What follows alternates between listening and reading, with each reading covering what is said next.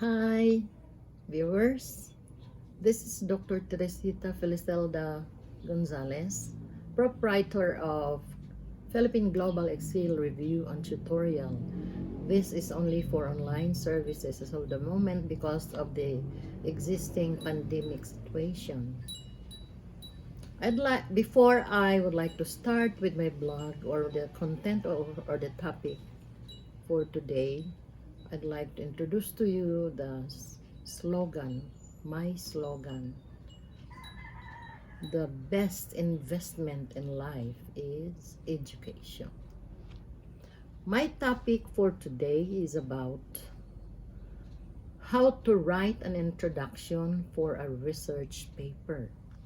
So the other day, the content was about how to make an impressive title of a research paper. Actually, there are 8 main parts of a research paper. First, title. Second, we have introduction. Next is literature review. Fourth is research methodology, data analysis. Next is the results. Seventh is conclusions, and eighth is references. Now, out of these 8 main parts, different universities and colleges do offer different templates. Their universities are only using 3 chapters 1 to 3. Others are using 4 chapters, and then others, most often there are 5 chapters. Chapter 1 is all about the background of the study until definition. You have the objectives, the significance of the study, and the research questions. Chapter 2 involves the review of related literature. Chapter 3 is about research methodology, which comprises the type of research that you are using.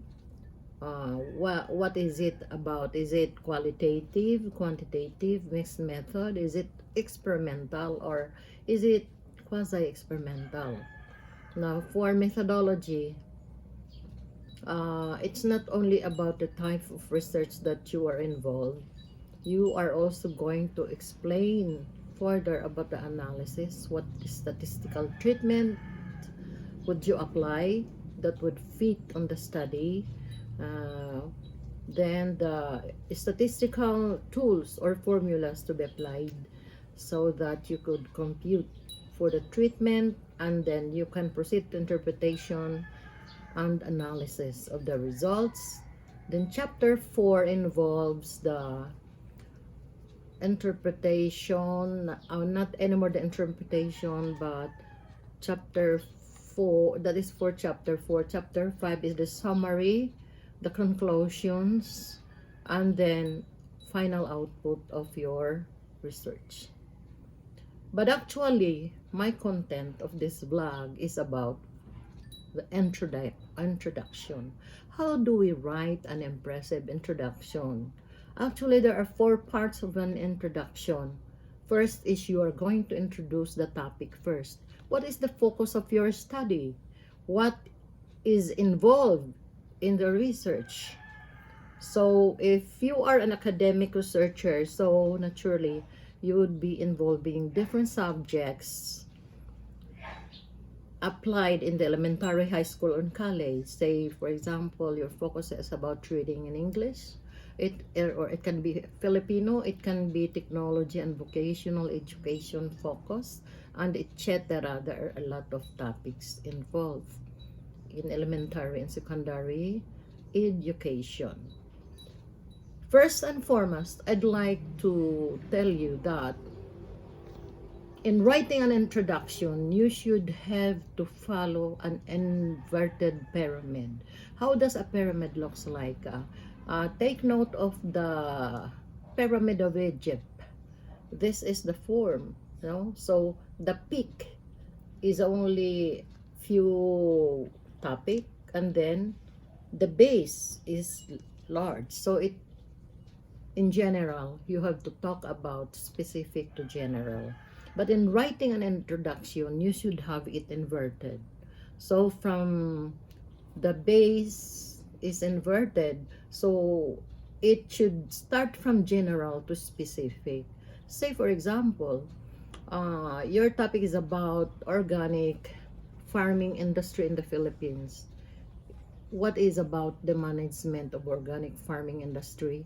So for an inverted pyramid, first paragraph should involve, or you talk about the general issues worldwide, or you can start from the national level to the down to the regional.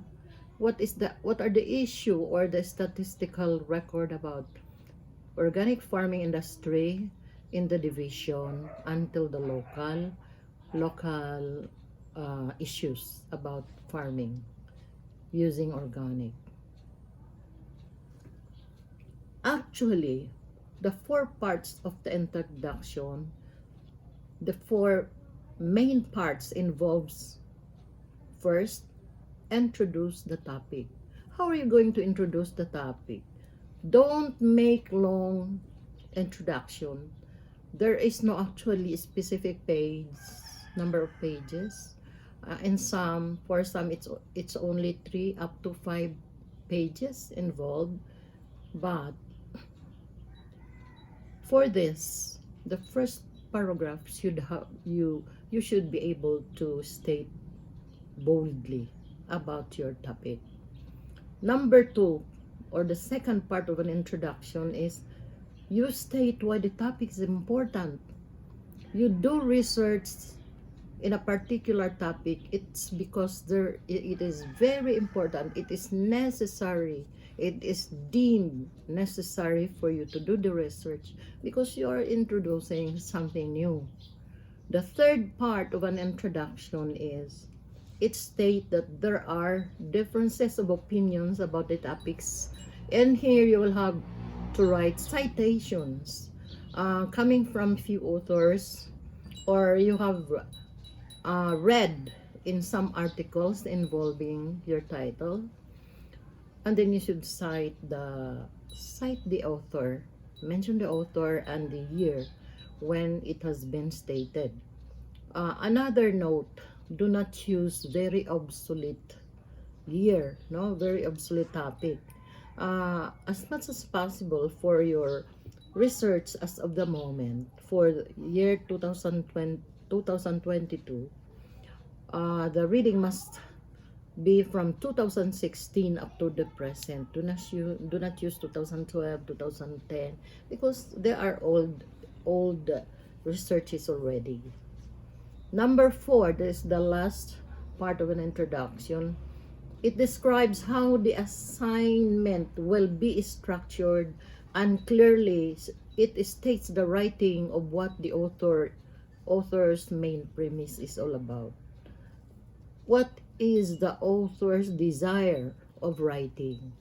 And what would be the possible output? You should be able to think of it earlier at the first part, which is the introduction.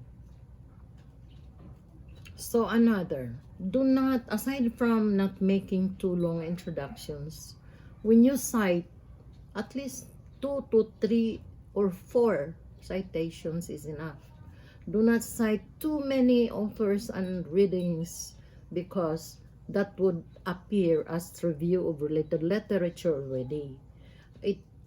All of those readings should be transferred to chapter 2, which is review of related literature and studies, and then they should be synthesized in the end. So for the introduction, mention only a few citations. Do write legal basis of your research. Legal basis of your study is very important and should be cited in your IPO process under the conceptual and theoretical framework of your study. Legal basis is written under IPO model input, process, and output. Under the input, you write the legal basis in there because it is an ingredient. One of the ingredients in writing the process or doing the process, then up to being able to reach up to the output. It can be action plan, it can be intervention, or anything new for the output. Another thing, be sure to know the type of research that you are going to write. Whether it's most commonly used is quantitative, qualitative, or mixed method. Combination of both, the quantity and the quality. Say for example, how you choose a topic. Say for example, lately, why Putin is interested with Ukraine. That is a very new topic to research. Then, in asking for this question, so many questions will follow. Say, for example, what drew Putin in attacking Ukraine? What are the reasons involved? Why is Putin being branded as Adolf Hitler of the modern times? Another one, if you ask that particular question, what will follow is, you will be interested in studying or researching about the life of Putin since childhood up to the present. Why is he not afraid of killing innocent people? Why is he a villain? So another topic, very new. Why Taal volcano erupted the other day? So it will involve on the questions about reasons why Taal volcano is so active now. And the news told us about that the eruption, there might be eruption in few more weeks, or it might stop. We do not know. So what are the essential parts of an introduction to be able to write a very good introduction? First, you pick a topic. So you already have the topic that I have told you, examples, the two examples about the volcano and about Putin. After picking a topic, be sure to attract your reader's attention. So what are the methods to attract the reader's attention of your research? First, you can either do bold statements. Say, for example, if you write about the life of President Ferdinand Marcos, so you might boldly say these words: the best president ever elected in the Philippines is President Ferdinand E. Marcos. So many people will react.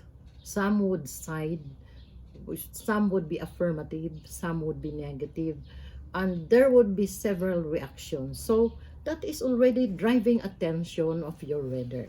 Another is share your thesis paper organization with some people whom you trust to for more discussions before finalizing your introduction. And the last is, you can revise. Doing an introduction is not only written once. You can revise if a new idea or a new concept would come into your mind. You can revise, do again, read more, and then do the introduction, polish it.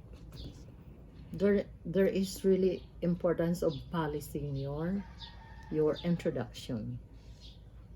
So how do you pick a topic? So it's as a citing bold statement like what I have just said, that a statement like this, that President Ferdinand Marcos is the best president ever elected in the Philippines. So bold, make it bold, and then use rhetorical questions. rhetorical questions. Let's say, for example, what will happen if the war in Ukraine will continue for few more months or year? Would it create World War III? And then next is define the problem of your study. Say for example, what is the problem? Your topic is about men and women. So a bold statement or a very specific example is the problem of women are men because blah blah blah blah. Or it can be reversed, the problem of men are women, and then give reasons. Another technique of an essential part in writing an introduction is by sharing personal experience. Your personal experience, say for example, you tell about, I have been to El Nido in Palawan, and share your experience to excite more the readers. Another is by clustering, mapping, webbing. You cluster all what you have read, all of the statements, all of the citations, then you have to web it. Then do the mapping, map it. So if you are able to write from the general statement down to the specific, then you have already a very good introduction. And the end, draw or cite the output of your study, that being able to reach up to the research questions. You cite in the end part of your introduction as to what is your output, what would be the final project or plan after finishing the topic of your research. And the last is ask some journalist questions. When, how, what, when, where, and how. All these questions can be asked to journalists. So some other journalists that you have read. So I'd like to end this by citing most researchers do not know how to express gap of the study. What is the gap of the study? Example, the title of your research is about the management of organic farming industry in the Philippines. So you should introduce something, a bridge to connect the recent farming industry to a much more needed industry. Say for example, poor implementation of organic farming affecting farmers' productivity and income. So income is very important in farming because you will be investing money in trying to do the farming. The impact of chemical agriculture, because this is the type of agriculture that is rampant today. On food nutrition, it affects food nutrition and health security. Threat the ecology and climate. How people will be resilient to the climate when there is application of chemicals in farming. It is imperative to have the transformation from agricultural farming industry into the introduction of organic farming industry. So that is already the gap of the study. There is a need to change chemical farming industry into introduction of organic farming industry. That is if the study involves management of organic farming industry in the Philippines. What about the objectives? The objectives will involve the determination or your target. Say for example, your study is about, the topic is about self-learning modules in improving the competency of the technology and vocational students. So the target is to improve the performance. So what would be the objective? The objective is, number one, to determine the use of self-learning modules to improve the competency performance of TVL students. To find out, number two is to find out if the use of these self-learning modules really is effective to the skill performances of the students. The third objective may be to distill the core of principles of phenomenological research about technology and vocational students, selection of the variables being selected, and the study. So all of these ideas must be conglomerated into one and should be understood by the writer. So this is how to write an introduction for a research paper. So that is all for today. Please don't forget to subscribe and push the button, subscribe and like, and then I would appreciate comments, even for those who give negative comments. It's okay, it's normal, we cannot please everybody. So that is all, and then God bless us all. Thank you for viewing.